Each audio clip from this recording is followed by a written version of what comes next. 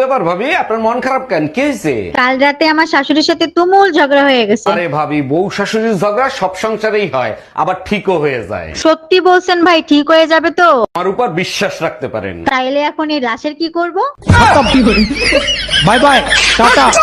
যারা আমাদের নিয়ে সমালোচনা সমালোচনা সমালোচনা সমালোচনা সমালোচনা সমালোচনা তুমি আর ভালো হইল না। পাশের বাড়ির টুম্পা ভাবি তোমারে থাপ্পড় মারছে কেন? আমি বললাম ভাবি, বৃষ্টির সিজন চলতেছে, কাপড় চোপড় সব খুললে ঘুমাইয়েন। ঠিক কাজ করছে, তোমার কপাল ভালো জুতা দিয়ে পিটাই নাই। পুরো কথা না শুনেই মারো। রোদে শুকানো কাপড় খুলতে বলছি, তা নাহলে বৃষ্টিতে ভিজে যাবে। চলে আয় চুপটি করে। না, মা আমাকে মারবে। মা, আমাদের বাড়িতে লাভ ম্যারেজ এলাও আছে? হ্যাঁ আছে তো। আমিও প্রেম করে বিয়ে করতে পারবো? প্রেম করে তো বিয়ে করবি, কিন্তু তোরে পছন্দ করবে কি?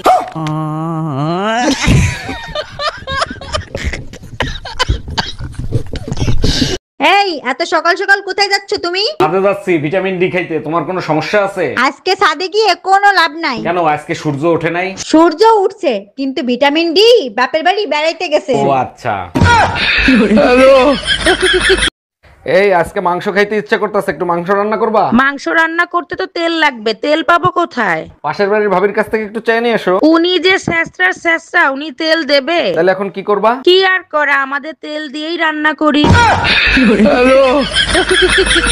এই শুনছো, কাল রাতে যে তুমি কই মাছ আনছিলা না, সব মাছ না মরে গেছে। কেমনে মরলো? আমি তো পানি দিয়ে রাখছিলাম, এক সপ্তাহ তো মরার কথা না। মাঝ রাতে উঠে দেখি ঠান্ডা পানিতে মাছগুলো ছটফট করতেছে। তারপর তুমি কি কম্বল দিয়ে ঢেকে রাখছিলা? আরে না, পানি ফুটাইয়া গরম পানির ভিতর ছাইরা দিছি। শোনো ঠাকুরপো, এতদিন মেয়েদের দিয়ে এসছো, এবার বৌদিদের কি করে দিতে হয় সেটা আমি তোমাকে শেখাবো। যা শেখাবো বৌদি তুমি এখানে বসে শেখাও, আমি কোথাও যেতে পারবো না। আমার আবার বসে বসে হয় না, দাঁড়িয়ে দাঁড়িয়ে হয়।